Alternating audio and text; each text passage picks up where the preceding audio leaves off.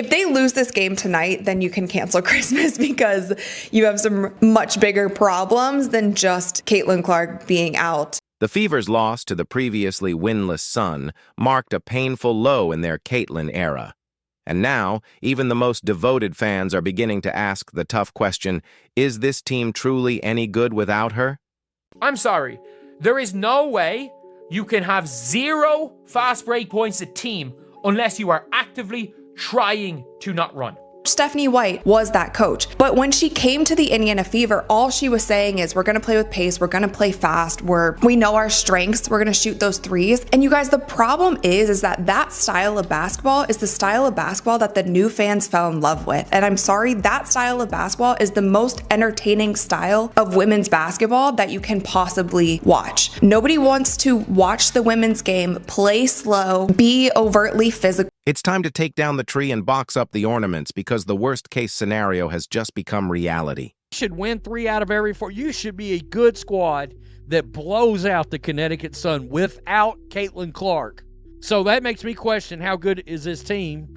Now it's painfully clear, this stretch without Caitlin isn't just a challenge for the Fever, it's a reckoning for the entire WNBA. Now, I think this number will continue to go down if we see a product like we saw from the Indiana Fever versus the Washington Mystics. That was not fun basketball to watch. The numbers are in, and yes, the ratings are slipping.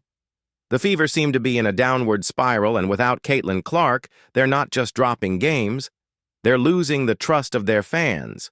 Calls for Stephanie White's job are growing louder, and with key injuries piling up, serious doubts are emerging about whether this roster can even stay afloat. But before you jump ship, hear me out. It's not all doom and gloom. There is light at the end of this rocky tunnel. So let's break down why fans are panicking, what's actually going wrong, and most importantly, why there's still reason to believe. But first, if you're counting the days until Caitlin Clark returns, hit that like button. Drop a comment if you think the Fever are in real trouble, and don't forget to subscribe. Let's dive in. Can we please get a round of applause for Stephanie White? We lost to the Connecticut Sun, folks. The 0-5 Connecticut Sun. Everyone expected the Fever to struggle without Caitlin Clark. That much was clear. But no one thought things would unravel this quickly or this badly. The backlash has been brutal. When the Fever fell to the Connecticut Sun, a team that was winless, missing key players, and widely seen as the league's weakest, fans and analysts erupted. X turned into a full-on schadenfreude-fest, with non-Fever fans piling on, mocking everything from the roster to the coaching staff. And just to twist the knife, even the Sun's official social media couldn't resist joining the roast. These 2 games is wins.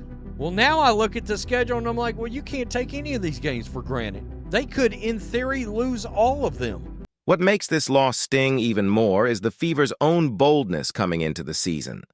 Their Now You Know campaign wasn't just confident. It bordered on prophetic trash talk. They weren't just asking for respect. They were declaring dominance.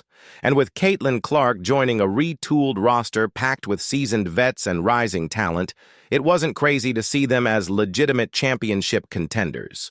But now, without Caitlin, the team looks lost, stuck on a struggle bus making stops nationwide. The hope was that they'd hold steady while she recovered, maybe play 500 ball and stay competitive. But after getting steamrolled by the winless Sun, all bets are off. These are games you're supposed to win. 3 out of every 4 minimum. You have the Fever, as a result, looking like one of the worst teams, if not the worst team in the league, without Caitlin Clark. But this isn't just about 1 or 2 bad games. Fans and analysts alike have been voicing frustration with the Fever's overall style of play, even when Caitlin Clark is on the court. Much of the criticism is aimed at head coach Stephanie White, who arrived with a reputation as a basketball mind and presents confidently in press conferences, but so far hasn't shown she knows how to unlock this team's full potential. The success of the WNBA rides on the success of the Indiana Fever and specifically Caitlin Clark. Remember those preseason interviews with Sophie Cunningham?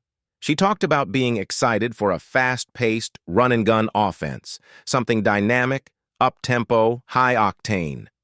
But so far, the Fever have been anything but that. instead of pushing the pace.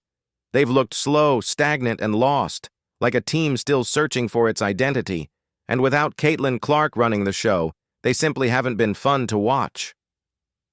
The Indiana Fever deserve to be the laughingstock of the WNBA because of all the crap they pulled in preseason. Who would have guessed that the Fever, after all that preseason hype, would end up being one of the slowest teams in the entire league?